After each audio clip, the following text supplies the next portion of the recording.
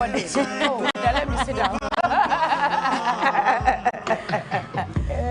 Good morning. Good morning. Listen, I literally want to eat this tree up. I keep looking at it. I think it's so beautiful. I love it. It's so beautiful. I love it. It's so beautiful. It's one of the best things about Christmas. Thank you so much. Trees. Yes, Ivy Owusu-Ajiman of 7 Looks Gifts and she was the one that came Hampers. yesterday. Yes. 7 Looks Gift and Hampers. She's amazing. You've seen what she's done in the front also. Exactly. And I hear in the evening it's even more beautiful. I can imagine. It's really, really beautiful. Can we get Doomsaw to see how beautiful this is? You want to Doomsaw right now? Yeah, director. Okay, Control. Maybe Control will be able to. The light is not on yet. Which light? So we'll turn it off in just a little bit. Can we monopolize the situation? Look at this. Look at this. Look at this. This is so beautiful. This is the type of tree you should have in your house. Like so nice, you know. Please. So cozy. Don't follow Cookie. Oh wow, the colors are changing. Don't follow Cookie. Your account will be empty. E tree. You can have an E tree. Don't worry. My tree is way too big. Print a picture and stick it on your wall in the living room. Don't kill yourself. But of course, it would be nice to have something like this in the house. It would be. If you can afford it, though. Yeah, it's so beautiful. Like I said, don't kill yourself. Yes. Yeah. It's so beautiful. But if you're wondering where you can get it from, 7 Looks Gifts and Gift and Hampers, yes, is the place to go. Ivy was on the show yesterday. She's going to come again as we will move along the festivities. So definitely you get something is missing. All the information. Chantal, we will not agree. Please bring those boxes. They've taken our boxes. Yeah, like why did you take our gifts? Stuff? Why? Why did you do permission that? to go and carry our boxes back. Yes. News 360, we will not agree to this. It was News 360. It was News 360. Let's find a way to collect our boxes. We don't like that. Mood. Please bring me my white boxes. What is that? We are completing our sets this morning. But how come News 360 has 2 trees now? Yeah. Bring our boxes. How come they have 2? We will not agree. How come they have 2 trees right now? Please, can we have our boxes? Thank you very much. Kwasi Agabo and Alfredo Kansi, we're sorry, but you cannot do this to us. No, we don't like that. We don't. Okay. We don't. I'm sure the woman is looking at us like, look at how we've arranged the boxes. No, Bella, this one, not the best. This one, it has to turn like this. Okay. Yeah. A bear day. Have you had a Christmas tree in your house before? If you have, then maybe you know how to arrange it. But yeah, now we're set. We can continue with the conversation. I'm loving the one in the corner. The cameras can't pick it right now, but that's more like my tree. That's more like the tree I have at home. Yeah. It's beautiful. We're in the Christmas mood. Yes. I can't wait. And later today, you'll be going to Agbogbolosh. Is that Agbogbolosh you're going to? Makola. Makola, right? Makola. Yes. Makola. We're going to check. To see how people are buying. Me, I sure said the first thing you tell us, I feel the entire How come they say I feel the entire? They always say it. Yeah. I mean, it's like an anthem now, but it's understandable. I think that things don't get better even when we get into Christmas. So then it's like the same situation. But whether you like it or not, when it's like a week to Christmas, you'd see so many people clamoring to buy lots of things for their homes, especially when you have kids. Exactly. I mean, my mom would buy it anyway, whether she had money or not. You get your Christmas dress with, those sling bags, your hat, your Christmas, spectacles. It was beautiful. I'm wondering what Christmas will be like when we start having children as well. Are we going to spend so much? They will disturb you with it.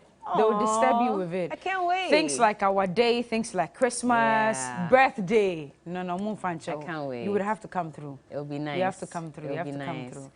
But yeah, I hope you've had a good year, by the way. I know it's been difficult, a lot of issues here and there, but regardless, as long as you're alive and you have the opportunity to live another day, it's enough blessing for you to carry on, keep holding on, and keep pushing forth.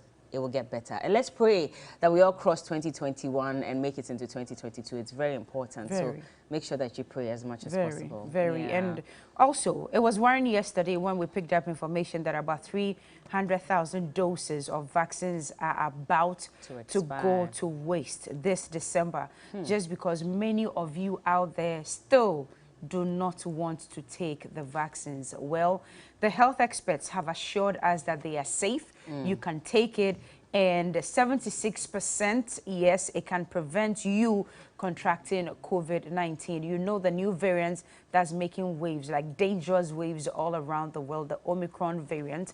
You don't want that to be your story. So as much as possible, as a nation, we remember what the health ministry went through, Ghana Health Service went through, and we as a people, we all remember what we went through when we didn't even have any vaccines at all. We're the same people crying for vaccines. Now the vaccines are here and we are not taking it. Please make sure that you go this morning, this afternoon, whatever time you have, make sure that you go and take your jab so we can save those 300,000 doses from getting expired. That's money that would be wasted. That's lives that would may also be lost during this Christmas festivities and beyond. You don't want that to be you, your friends, or your family. So please, we're just encouraging you this morning that just go out there and get vaccinated. Absolutely. I still have questions about why tests are being conducted still at the airport for people who have a PCR test that's not more than 72 hours. And we've all experienced it, which is why, you know, we're drumming home this issue. Because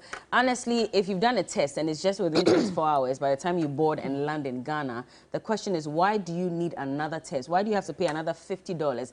And there's a queue for a lot of people.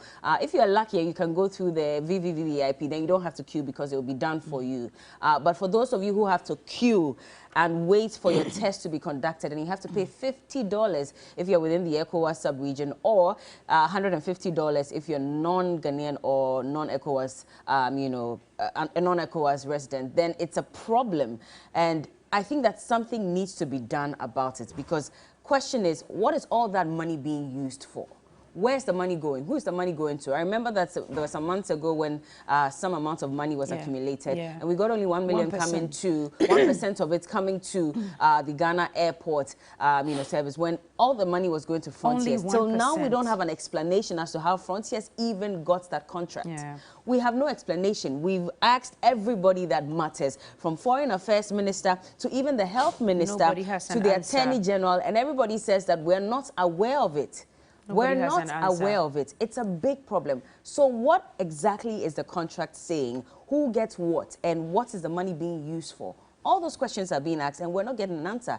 A whole year is going by without those answers. And if you can just jump on Manasseh Azuri's, you know, Twitter page.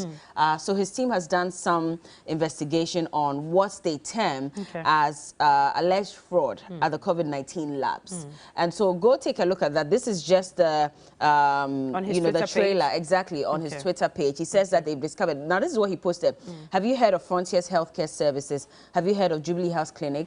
Have you heard what some people there do? Well, the Fourth Estate heard it and went to find out, and this is what we got. Stay tuned. Watch the trailer here. These are some allegations, of course, yet to be verified. But I mean, these are the questions that we keep asking. And if nobody gives us answers, that's more reason why lots of people will be conjecturing. And we don't want that. How did they get the contracts? Why are we still testing? We need those answers, really. And when I say why are we testing, I don't mean across the board. But for people who have a PCR test that's not more than 72 hours, you need to give us a justification why I still need to come into Ghana and still test and pay $50. But you I think it's very unfair. That's true, though. But then again, I'm thinking, what if we didn't do any testing at all? What would have happened? Because through the testing, especially for even this new variant, we've even realized that there are 34 people who've been able to make it into Ghana with that variant. So if we were not testing, then all these people would have come into the country with this variant, and we wouldn't have known. So when you look at it critically, I think it's a good thing that we are doing. I still find it problematic. The last time I spoke to, I cannot remember her name, but it was a high-profile woman from the UK. Yeah. I interviewed her, I think, two weeks ago. Yes. And she says that she wished that the UK would have done the same as Ghana was doing. If they were doing it at the airports, they wouldn't have imported such enormous numbers of COVID-19. Can I call them patients, or what's the word I'm looking for? Well, maybe, yeah, patients. They wouldn't have gotten an influx of them getting into the country, because they don't test at the airports at all. Well, now news coming in, or breaking news coming in from the UK, you know how Boris Johnson, their Prime Minister, has been with this whole COVID wave. So he's banned public gatherings. He's banned everything that has got to do with numbers.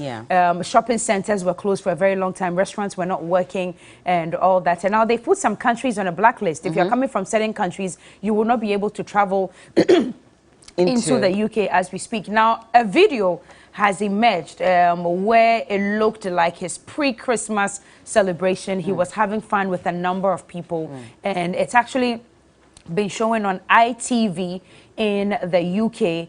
And as we speak, Prime Minister Boris Johnson has been invited by the police to come and answer questions as to why he was seen partying with a number of people, a directive which he himself probably, we can put it that way, has failed to live by, because that's the directive out there.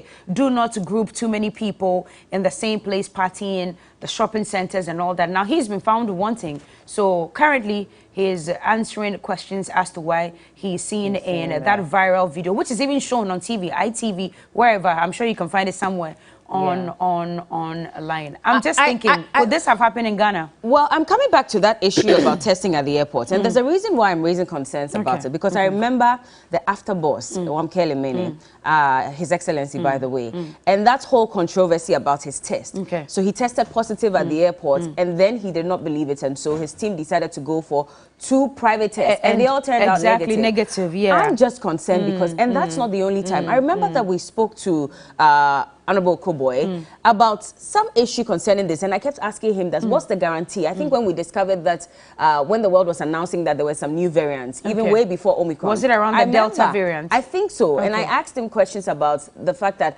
what if people still go through, because we've been told that the PCR test and the antigen test only give 99.9% of the results. And so there's that 0.1% chance that people can go through the test and still get into the public. And he assured us that as long as we have not detected it, it is not in the public yet, and so we should be fine. It didn't take about a week or more, and then we started recording, in society. So the question I am asking is that, yes, we're conducting the test, but are we even doing it the right way? Because there are people who have come up and contested the results that they even got. And for someone like Wamkele Mene, His Excellency, his team was able to go for, you know, a second PCR test to be conducted. There were people who were complaining that they were not even being allowed to undergo a private test to even ascertain if really they were positive or not. So does that mean that there's something fishy you don't get me to pay $50 at the airport, make me queue when I have a PCR test that says I'm negative within 72 hours. This whole thing I think it's a rip-off. It is a rip-off, total rip-off. This whole thing is dicey. Let's know what you think. The hashtag is TV3 New Day. Our WhatsApp lines are also active. You can send us messages. We'll do well to read them when it's time for the big issue. But this is TV3 New Day. Johnny's Bite coming up in a minute. We'll be right back.